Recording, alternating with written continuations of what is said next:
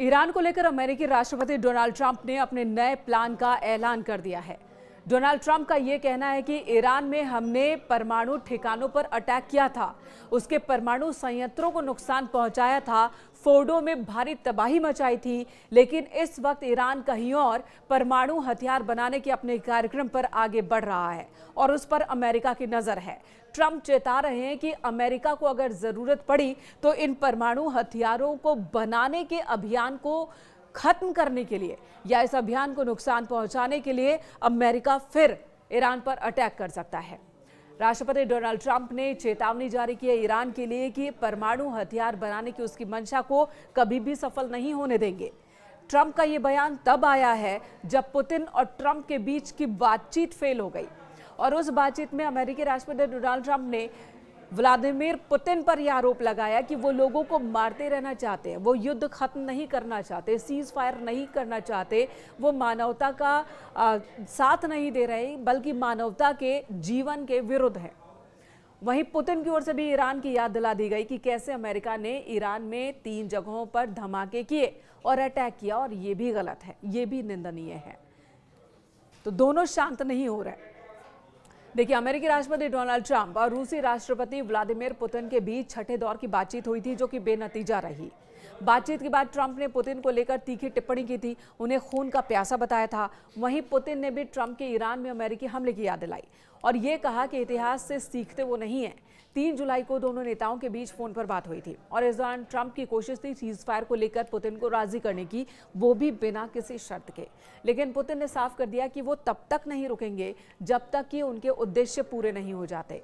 Putin ने बताया कि यूक्रेन के राष्ट्रपति ज़ेलेंस्की अपने देश को नाटो में शामिल करवाना चाहते हैं। नाटो देश यूक्रेन का इस्तेमाल रूस के खिलाफ लॉन्च पैड की तरह करना चाहता है और ये किसी भी कीमत पर वो बर्दाश्त नहीं करेंगे। इस बातचीत के बाद रूस ने यूक्रेन को अब तक का सबसे बड़ा हवाई हमला किया। इस बातचीत के बाद ही रूस ने यूक्रेन पर हमला कर दिया। यूक्रेन की वायु रक्षा प्रणाली के मुताबिक रूस ने रात भर लगभग 11 घंटे तक हमले किए हैं। 550 ड्रोन दागे हैं, कई मिसाइलें दागी, जिनका अधिकतर निशाना कीव रहा। यहाँ पर आम लोगों को भी डराया गया और जो यूक्रेन की रक्षा प्रणाली है उसे नुकसान पहुंचाने की कोशिश हुई। इसमें बताया गया कि 478 हवाई लक्ष्यों को यूक्रेन ने मार गिराया। गुस्साए ट्रंप ने संकेत दिया कि वो रूस के खिलाफ कड़े प्रतिबंधों पर विचार कर रहे हैं, जिन्हें उन्होंने बीते 6 महीनों से टाल रखा था ताकि पुतिन को मनाया जा सके। लेकिन उन्होंने कहा कि अब वक्त आ गया है कि पुतिन के खिलाफ प्रतिबंधों पर भी विचार किया जाए और बड़ी कार्रवाई की जाए, क्योंकि पुतिन मानवता के खिलाफ दिख रहे हैं, वो लोगों की हत्या करना चाह रहे हैं। लेकिन इसी बातचीत के दौरान रूस ने भी ईरान का मसला उठाया था। ईरान के आसपास की स्थिति पर चर्चा करते हुए राष्ट्रपति व्लादिमीर पुतिन ने राजनीतिक और कूटनीतिक तरीकों से इन मुद्दों को हल करने की आवश्यकता पर जोर दिया था।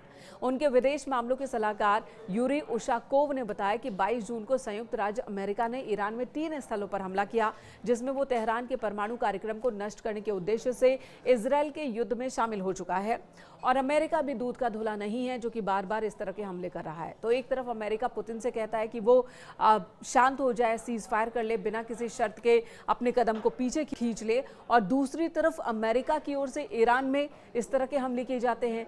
इजरायल और ईरान के युद्ध के बीच में अमेरिका इजरायल के साथ खड़ा दिखता है। तो 2 बड़े नेता, दुनिया के 2 बड़े नेता इस वक्त एक दूसरे को मानवता के खिलाफ बता रहे हैं और साथ ही साथ एक दूसरे की ओर से की गई अपील को खारिज करते हुए अटैक भी कर रहे हैं।